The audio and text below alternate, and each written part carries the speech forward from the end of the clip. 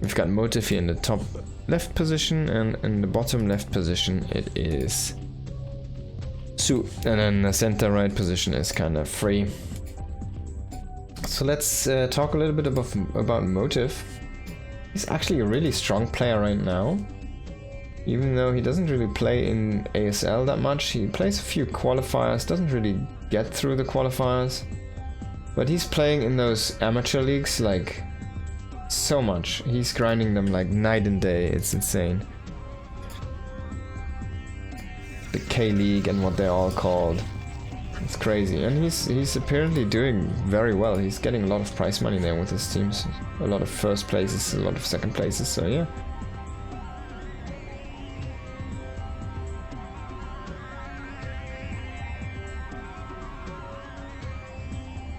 What was that season? That's crazy. StarCraft. What's this one? Oh, okay.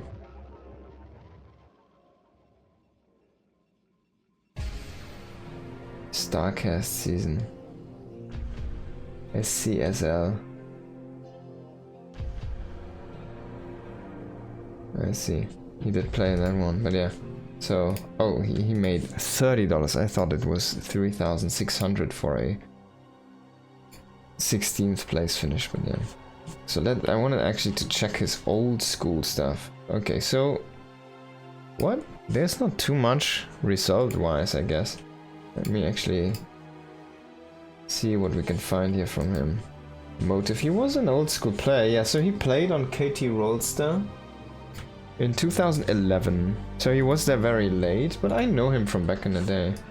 Motive. But he didn't really have a big of an impact, I guess. And he did transition to StarCraft 2 for a while and played SC2 for KT. He was in that, I think, in a joint pro league with Broodwar and SC2. He might not have played in that season, because I think there's like a limited amount of players you can field for a team. You can't actually use all of your players.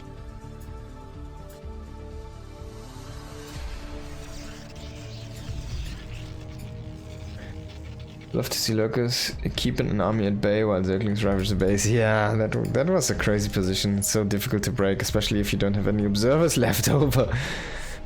soO again is playing his kind of 3 hatchery style here very aggressively, of course, a very standard play for a Zerg player, and then you can just go into that Hydra den.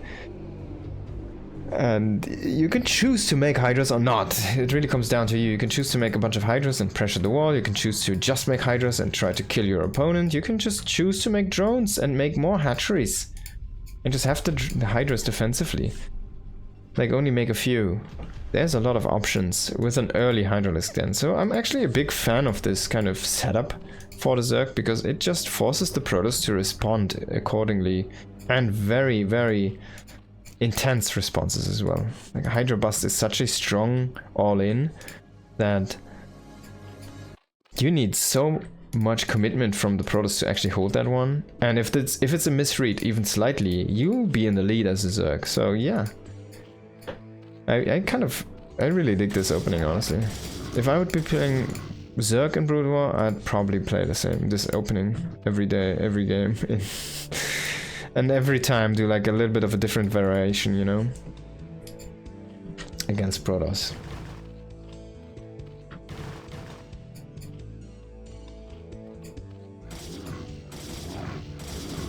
4 Zealots now. I'm gonna pressure this base here. We do have a bunch of links. He's gonna try to surround this egg. He doesn't know what's inside. But it's only a couple links actually, so not that big of a deal. He's kind of looking for a drone or a Hydralisk den. But of course, only links. Not gonna be that much worth it. He will still have a very good trade here, but in the end he should lose most of these Zealots. I think he's gonna survive though. That was a really good trade, man. Those Zealots. Look at these two. They have 5 kills between them. And they can still get more. 6, 7, 8, 9. Oh god! Now at this point this is going crazy, man. Motive is gonna be flying right now. He's cruising. Finally we see these Zealots deplete, but what a effing efficiency those guys did run on. They're basically like electronic cars. Super efficiency mode. Electronic cars with a freaking solar panel on top so they can infinitely ride if the sun is up. They did kill so many Zerglings, they forced so many units, and the drone count is so low right now, 21 to 30 at this point. Yo, MW, good to see you. Hope you're doing well. Yeah, like, SC2 Zealots are pansies in comparison, yeah man. Like, Broodwar Zealots are like the beef thing. It's like, you can only compare the Ultralisk to it, really. When you want to see something that's stronger and bigger and faster and harder, you know. The next thing on the scale would be the Ultralisk. A melee unit. That's always how I felt about the Zealot in Broodwar. It's like a mini Ultralisk with no... I guess Broodwar Ultras don't have cleave, but yeah. It's like smaller, it's probably the same speed, a little bit slower maybe than an Ultralisk. I think speed Ultras are faster than speed Zealots. I haven't checked, but I think they are. Like if I try to remember correctly, usually if the Zerg tries to disengage from Zealots, they can with Ultras, so yeah.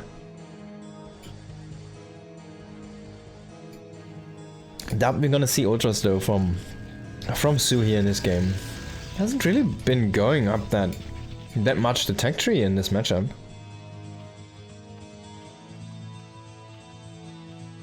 It's been using a lot of Spire. He's going up into a hive for upgrade purposes.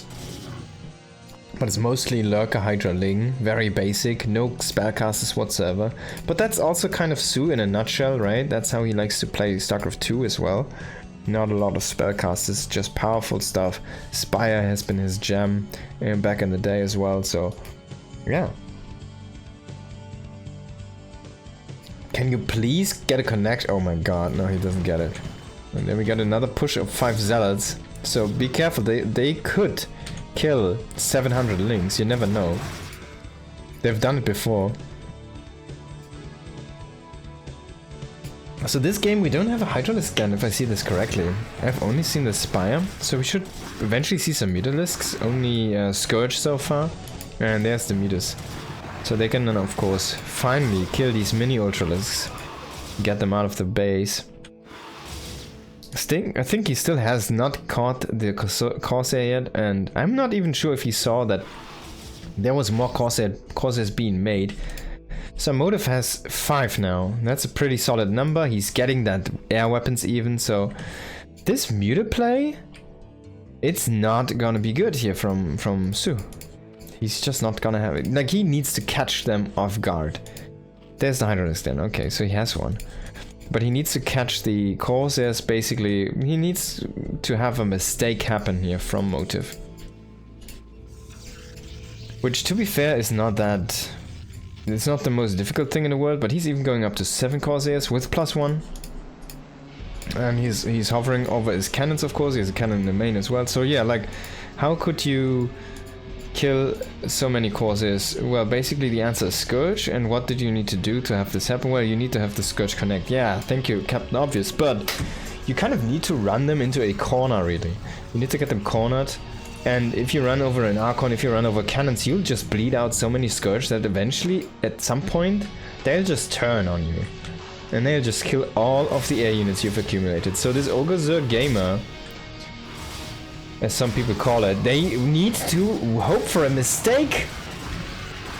But sometimes those appearing mistakes can be baits, and that's when an Archon kills 6 or 7 Scourge, and the Corsairs turn.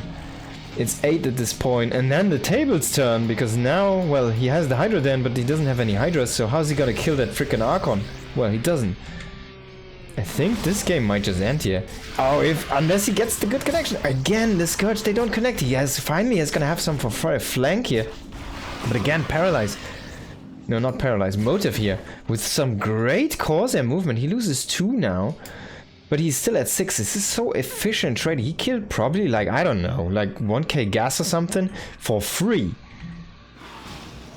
Finally, soO is kind of, yeah, he's kind of chasing this now correctly here. He also has that Archon under control with the Mutas. And he did have a connection there with the Scourge.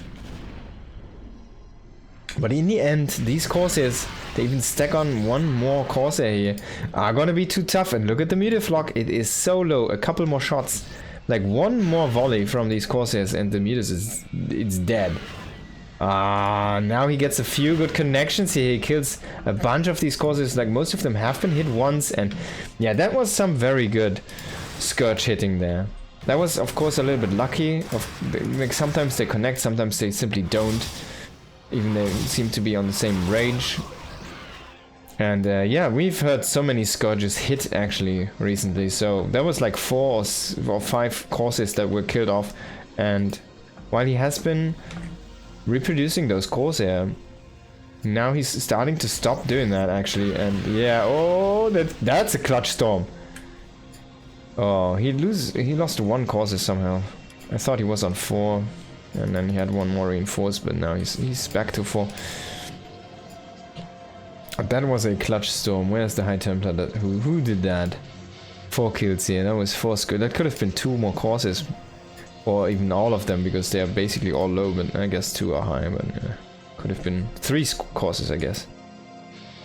So soO is still working with his Mutaflock. It's been regenning. He's just playing Muta Hydra, Muta Ling, right? There's not that many Hydras. He has a few now. He's making Overlords. He has a Spore. Well, there's Mutas starting to try to kill some of these Dragoons, but the Dragoons, they're kind of beefy, so it's actually difficult to snipe them with unupgraded Mutas. I don't think he has upgrades. No.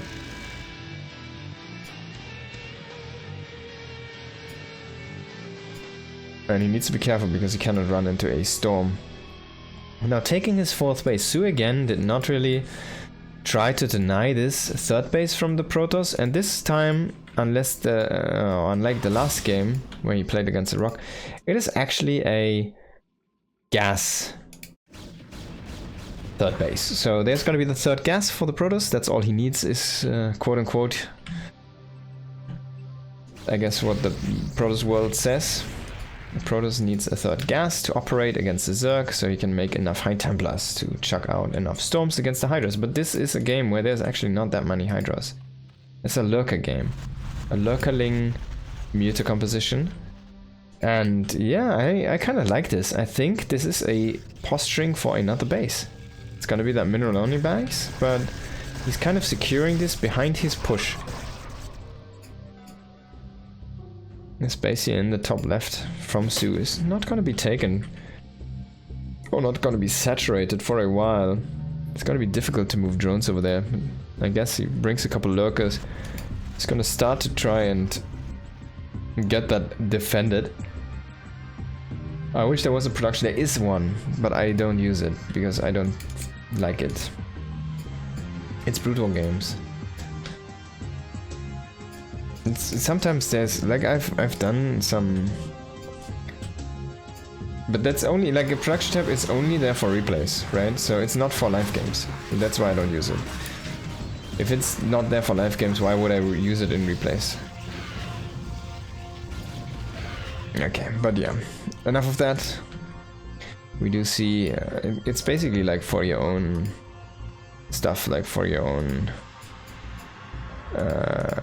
you know, own analysis. It's pretty easy. It's like really good to have a production tab if you want to check out your own mistakes and stuff.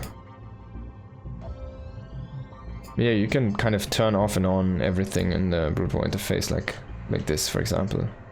Or boom. See, I already pressed the wrong buttons. Like the minimap, like Q.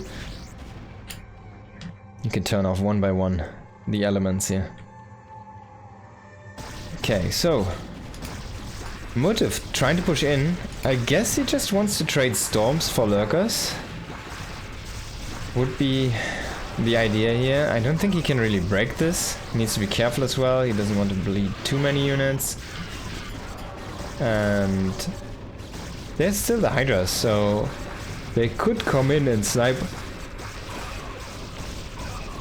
the High Templars here. There's the extra units reinforcing for soO, but soO's supply is actually not that high. He was not really doing that much with the mutas, I feel like, and didn't really accumulate. It didn't go fast enough into a additional base.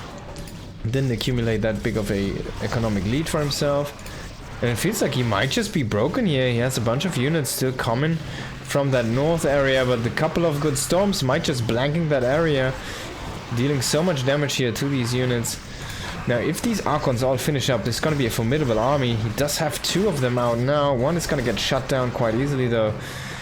And we do see a bunch of Zealots reinforcing here from the north. The Overlords are coming to try in and blanket the area with some big-ass models to try and tank some shots from these goons. But where is the Observer army? There is the fleet of Observers. You do see 3. That's going to last for a while. And soO sees the same and says, alright, F my life. I am done. GG, Motive. That's how you play a PvZ. Yeah, he definitely was lacking Hydras there. And as I said, he was playing very heavily Muta, Ling, Lurker. And that doesn't really work if you don't play a Lurker contain. You kind of need to be upfront and you need to have them... Basically, you force out a Storm for a Lurker, right? But you still want to have usually more Hydras with this, even with a contain. You can't play like a Lurker Ling contain with mutas. You can kind of use the mutas how you would use Hydras. So if they come in forward with a Templar to try and storm your Lurker, right? You use the mutas to swoop in from the side and shoot down the thing so it trades.